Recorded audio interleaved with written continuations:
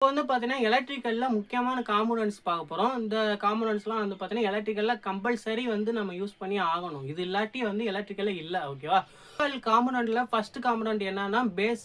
பேஸ்னா என்னன்னா, இப்போ நம்ம ஒரு பல்ப் வச்சிருக்கோம்னா, அந்த பல்ப் வந்து எரிய வைக்கிறதுக்கான கரண்ட் இருக்கு பார்த்தீங்களா? அந்த கரண்ட் வந்து பார்த்தீங்கன்னா, அந்த பேஸ் வழியா தான் வரும். ஸோ இதுதான் வந்து பார்த்தீங்கன்னா பேஸ். இதுக்கப்புறமா என்ன இருக்குன்னா, நியூட்ரல் இருக்குது.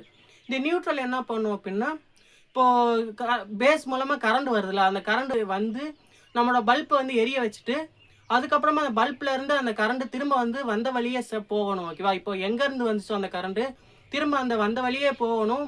ஸோ அப்படி போனா தான் வந்து பார்த்தீங்கன்னா, அந்த சர்க்யூட் வந்து குளோஸ் ஆகும். அப்படி சர்க்யூட் குளோஸ் ஆனா தான் அந்த பல்ப் வந்து எரியும். அப்பதான் வந்து பார்த்தீங்கன்னா, எலக்ட்ரிக்கல் வந்து கரெக்ட்டா வந்து ஒர்க் ஆகுதுன்னு அர்த்தம். ஓகேவா? இப்போ வந்து பேஸ் வழியா வந்து அந்த கரண்ட் வந்துட்டு நம்ம பல்புக்கு போயிட்டு பல்ப்ல இருந்து திரும்ப வந்து நியூட்ரல் வழியா வந்து அது வந்த வழியே போயிரும். வந்த இடத்துக்கே போயிரும். இதுதான் வந்து எலக்ட்ரிக்கல் கான்செப்ட். இப்படி தான் வந்து பார்த்தீங்கன்னா, பல்பு, ஃபேனு எல்லாமே இப்படி தான் ஒர்க் ஆகுது. ஓகேவா? இந்த நியூட்ரல் வந்து பார்த்தீங்கன்னா, அந்த கரண்ட் வந்ததுக்கு ரிட்டர்ன் பாத்தா வந்து யூஸ் ஆகும். ஓகேவா? இந்த பேஸு, நியூட்ரல் இது 2மே இருந்தா தான் நமக்கு சர்க்யூட் வந்து கரெக்ட்டா வந்து ஒர்க் ஆகும். இல்லாட்டியும் சர்க்யூட் ஒர்க் ஆகாது. பேஸ் வந்து வரலாட்டியும் சர்க்யூட் வந்து ஒர்க் ஆகாது. இது 2மே ப்ராப்பரா வந்தா தான் இந்த சர்க்யூட் வந்து ஒர்க் ஆகும். அதே மாரியே ப்ராப்பரா வந்து சர்க்யூட் குளோஸ் ஆனா தான் உங்களுக்கு வந்து அந்த அந்த சர்க்யூட் வந்து ஒர்க் ஆகும். ஓகேவா? ஸோ இது வந்து உங்களுக்கு புரிஞ்சிருக்கும்னு நெனைக்கிறேன். ஸோ உங்களுக்கு நீங்க தெளிவா வந்து நீங்க இன்னொரு டைம் பார்த்தீங்கன்னா, உங்களுக்கு தெளிவா புரியும் நான் என்ன சொல்ல வரேன் அப்டின்றது. ஃபர்ஸ்ட் காம்போனன்ட் வந்து எர்த் பார்க்க போறோம். இந்த எர்த்ன்றது என்ன பண்ணும் அப்டின்னா, நம்ம வீட்ல யூஸ் பண்ற எலக்ட்ரானிக் காம்போனன்ட்ஸ்ல எதுலயாவது வந்து பார்த்தீங்கன்னா, கரண்ட் லீக்கேஜ் ஆகுச்சுன்னா, அந்த லீக்கேஜ வந்து அரெஸ்ட் பண்றது தான் இதோட வேல. இது எப்படி பண்ணும் அப்டின்னா, நம்ம வீட்ல வந்து பார்த்தீங்கன்னா, 3 பின் சோக்கெட் இருக்கும்ல.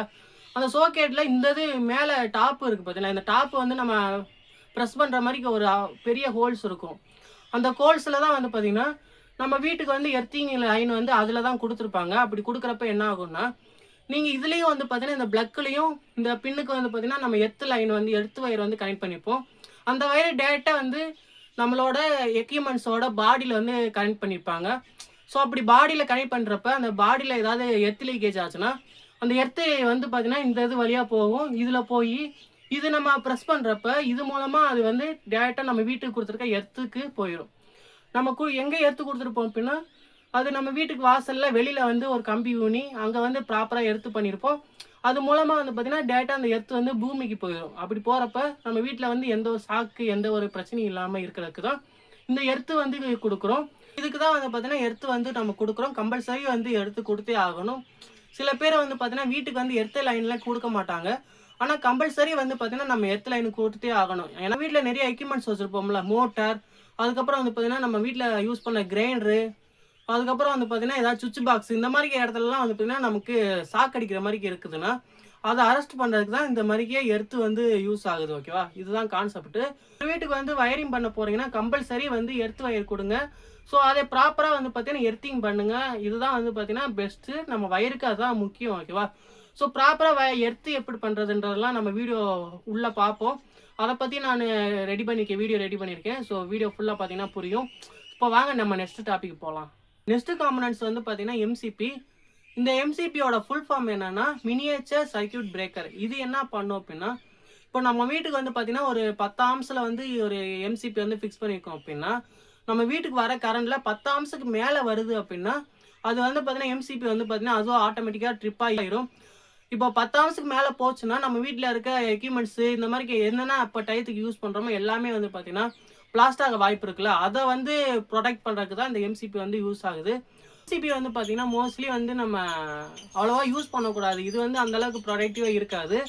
ஸோ இத விட பெஸ்ட்டா வந்து ஒண்ணு இருக்கு. அது என்னன்னா, இஎல்சிபின்னு ஒண்ணு நம்ம யூஸ் பண்ணோம். இஎல்சிபின்றது என்ன பண்ணும்னா, ஆர்ம்ஸ் அதிகமா வந்தாலும் கட் பண்ணிவிடும். அது மட்டும் இல்லாம, இப்போ வந்து பார்த்தீங்கன்னா, எங்கேயாவது ஏதாவது ஒரு எக்யூப்மெண்ட்ஸ்ல வந்து கரண்ட் லீக்கேஜ் ஆச்சுன்னா, அதுவுமே வந்து பார்த்தீங்கன்னா, அத நம்ம தொடுறப்ப நமக்கு ஏதாவது ஷாக் அடிச்சிருச்சுன்னா, உடனே வந்து பார்த்தீங்கன்னா, அது ஷாக் அடிச்சத சென்ஸ் பண்ணி, உடனே வந்து பார்த்தீங்கன்னா, நம்ம வீட்டுக்கு வர லைன் வந்து அப்படியே வந்து ட்ரிப் பண்ணி விட்டுரும். ஸோ இது வந்து ஒரு ஓரளவுக்கு பெஸ்ட்டு தான். ஓகேவா? ஸோ அது வந்து பார்த்தீங்கன்னா, எம்சிபின்றது நமக்கு லைன் குடுத்துட்டே இருக்கும். இதுல நமக்கு ஷாக் அடிச்சிருச்சுன்னா, உடனே வந்து பார்த்தீங்கன்னா, ட்ரிப் பண்ணி விட்டுரும். லைன ட்ரிப் பண்ணி விட்டு, நமக்கு வந்து பார்த்தீங்கன்னா, அந்த அளவுக்கு வந்து பெரிய ஒரு விபத்து ஏற்படாம அப்படியே வந்து பாதுகாக்கும். ஸோ இதுதான் வந்து பார்த்தீங்கன்னா, இஎல்சிபி தான் வந்து எனக்கு பொறுத்த அளவுக்கு வந்து பெஸ்ட்டு. ஸோ நம்ம வீட்டுக்குமே வந்து இஎல்சிபி தான் போட்டிருக்கேன். நீங்களுமே வயரிங் பண்றப்ப இஎல்சிபி யூஸ் பண்ணுங்க. அதான் வந்து பெஸ்ட்டு. ஓகேவா? நெக்ஸ்ட் காம்பனன்ட்ஸ் வந்து பார்த்தீங்கன்னா டிஸ்ட்ரிபியூஷன் பாக்ஸ். இந்த டிஸ்ட்ரிபியூஷன் பாக்ஸில் என்ன நடக்கும் அப்படின்னா, போஸ்ட் மரத்துலேருந்து வர லைன் வந்து டேரெக்டாக வந்து உங்கள் வீட்டில் இருக்க எனர்ஜி மீட்டர் போய் அதுக்கப்புறம் இஎல்சிபி போய் அதுக்கப்புறமா வந்து பார்த்தீங்கன்னா இந்த டிஸ்ட்ரிபியூஷன் பாக்ஸுக்கு தான் வரும். இந்த டிஸ்ட்ரிபியூஷன் பாக்ஸ்லேருந்து தான் நம்ம வீட்டில் இருக்க எல்லா ரூமுக்குமே தனித்தனியான எல்லா ரூமுக்குமே லைன் வந்து போகும். ஓகேவா? ஸோ இந்த டிஸ்ட்ரிபியூஷன் பாக்ஸ் வந்து ஒரு கண்ட்ரோல் பாக்ஸ். ஓகேவா? ஸோ இங்கே தான் வந்து பார்த்தீங்கன்னா எல்லா கண்ட்ரோலுமே வச்சுருப்போம். ஸோ இதுவுமே வந்து பார்த்தீங்கன்னா உங்களுக்கு ஒரு வீட்டுக்கு வந்து முக்கியமான ஒரு சர்க்கியூட் ஃபுல்லாமே இங்கே தான் இருக்கும். ஸோ நீங்கள் வீட்டுக்கு வயரிங் பண்ணுறப்ப இந்த டிஸ்ட்ரிபியூஷன் பாக்ஸை வந்து பார்த்தீங்கன்னா தெளிவாக வந்து இந்த சுவிட்சை போட்டால் இந்த ரூமுக்கு வந்து லைனு, இந்த சுவிட்சை போட்டால் இந்த ஹாலுக்கு, இந்த சுவிட்சை போட்டால் நம்ம பெட்ரூமுக்கு அப்படின்ற மாதிரி பார்த்து நீங்கள் கரெக்டாக வந்து இங்கே வயரிங் பண்ணிக்கோங்க. அதுதான் வந்து பெஸ்ட்டான மெத்தடு. ஸோ ஃப்ரெண்ட்ஸ் வந்து பார்த்தீங்கன்னா சுவிட்சஸ்ஸு, இந்த சுவிட்சஸ் தான் ரொம்ப முக்கியமான காம்பனன்ட்ஸு. இந்த காம்பனன்ட்ஸ் இல்லாமல் எதுவுமே பண்ண முடியாது. இப்போ நம்ம ஒரு லைட்டை போடணும்னா அதுக்கு சுவிட்சை தான் ஃபஸ்ட்டு ஆன் பண்ணுவோம். அந்த சுவிட்சை ஆன் பண்ணால் தான் லைட் எரியும்.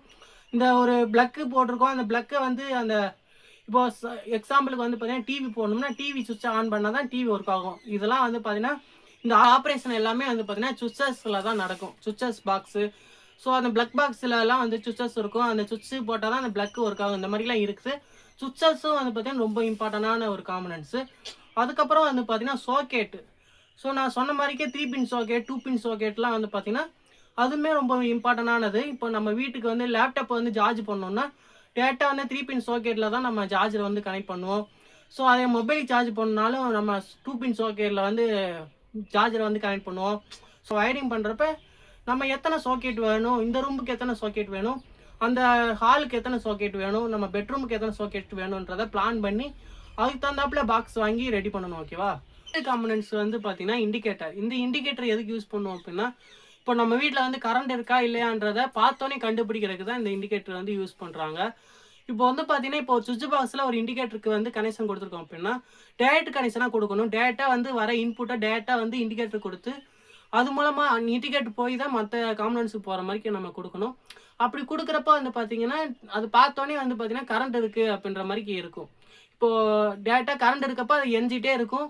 கரண்ட் இல்லாதப்ப அந்த இண்டிகேட்டர் வந்து ஆஃப் ஆகிரும். இப்படி ஆஃப் ஆகிறப்ப கரண்ட் இல்லை அப்படின்றத நம்ம ஐடென்டிஃபை பண்ணிக்கலாம். ஓகேவா? இதுக்கு தான் வந்து இண்டிகேட்டர் யூஸ் ஆகுது. இந்த இண்டிகேட்டர் இன்னொரு பர்பஸாகவும் யூஸ் பண்ணலாம். அது எப்படின்னா, இப்போ ஒரு சுவிட்சு போட்டோம்னா அதில் இண்டிகேட்டர் வந்து எரியிற மாதிரி பண்ணிக்கலாம். இப்போ வந்து பார்த்தீங்கன்னா ஒரு சுவிட்சு, ஒரு 2 பின் ப்ளக்கு, அதுக்கப்புறம் ஒரு இண்டிகேட்டர் வைக்கிறோம்னா அந்த சுவிட்சு போட்டிருக்கப்போ ஃபுல்லாமே அந்த இண்டிகேட்டர் வந்து எரிஞ்சிட்டே இருக்கும். சுவிட்சு வந்து போட்டே இருக்குது அப்படின்னு நம்ம தெரிஞ்சுக்கிறதுக்கும் இந்த இண்டிகேட்டரை வந்து நம்ம யூஸ் பண்ணலாம். இண்டிகேட்டரை வந்து நீங்கள் எப்படி நீங்கள் கனெக்ஷன் கொடுக்குறீங்களோ அதுக்கு தகுந்தாப்புல வந்து அது பர்பஸ் மாறும். ஓகேவா? ஸோ நீங்கள் எல்லா ரூமுக்குமே ஒவ்வொரு இண்டிகேட்டர் போடலாம், இல்லை ஒரு ஹாலில் மட்டும் ஒரு இண்டிகேட்டர் போட்டு வைக்கலாம். ஸோ கம்பல்சரி நீங்கள் ஒரு இண்டிகேட்டர் வந்து ஹாலில் போட்டிங்கன்னா நல்லது. மக்களுக்கு பார்க்குறப்ப ஓகே கரண்ட் இருக்கா இல்லையான்னு தெரிஞ்சுக்குவாங்க. அதனால் நீங்கள் வயரிங் பண்ணுறப்ப கண்டிப்பாக இண்டிகேட்டர் வந்து கண்டிப்பாக கொடுங்க. ஸோ அதுவுமே வந்து டேரக்ட் லைனில் கொடுங்க. ஓகேவா? அப்போ தான் வந்து அவங்களுக்கு பார்த்தோன்னே தெரிஞ்சுக்குவாங்க ஓகே கரண்ட் இருக்குது இல்லை அப்படின்றத. ஓகேவா? நெக்ஸ்ட் காம்பனன்ட்ஸ் வந்து பார்த்தீங்கன்னா சீலிங் ரோஸ். இந்த சீலிங் ரோஸ் எதுக்கு யூஸ் ஆகுது அப்படின்னா, இப்போ நம்ம வந்து கன்சீல்டு வயரிங் பண்ணியிருப்போம்ல, எல்லா வயரிங்குமே வந்து பார்த்தீங்கன்னா செவத்துக்குள்ளே தான் இருக்கும். இப்போ செவத்துக்குள்ளே இருக்க அந்த வயரிங்லேருந்து டேரெக்டாக நம்ம வந்து செவத்துக்கு வெளியில் வந்து ஒரு லைன் வந்து கொண்டு வந்து வைக்கணும் அப்படின்னா அதுக்கு வந்து நம்ம சீலிங் ரோஸ் தான் யூஸ் பண்ணுவோம். அந்த சீலிங் ரோஸ் மூலமாக தான் இப்போது நம்ம ஒரு செவத்தில் வந்து நம்ம டியூப் லைட் போடுறோம்னா அந்த சீலிங் ரோஸ் யூஸ் பண்ணி தான் நம்ம போடுவோம். நீங்களே பார்த்துருப்பீங்க, உங்கள் வீட்டில் போட்டிருப்பாங்க. சீலிங் ரோஸ் வந்து இதுக்கு தான் யூஸ் ஆகுது. இப்போது எக்ஸ்டர்னலாக வந்து பார்த்தீங்கன்னா ஒரு லைன் வந்து எடுத்து வந்து வைக்கணும் அப்படின்னா அதுக்கு வந்து சீலிங் ரோஸ் தான் யூஸ் பண்ணுவோம். ஸோ இதெல்லாம் வந்து பார்த்தீங்கன்னா எலக்ட்ரிக்கல் வந்து நீங்கள் படிக்க வந்து பார்த்தீங்கன்னா கற்றுக்குறீங்க. ஈஸி தான் இதெல்லாம் வந்து.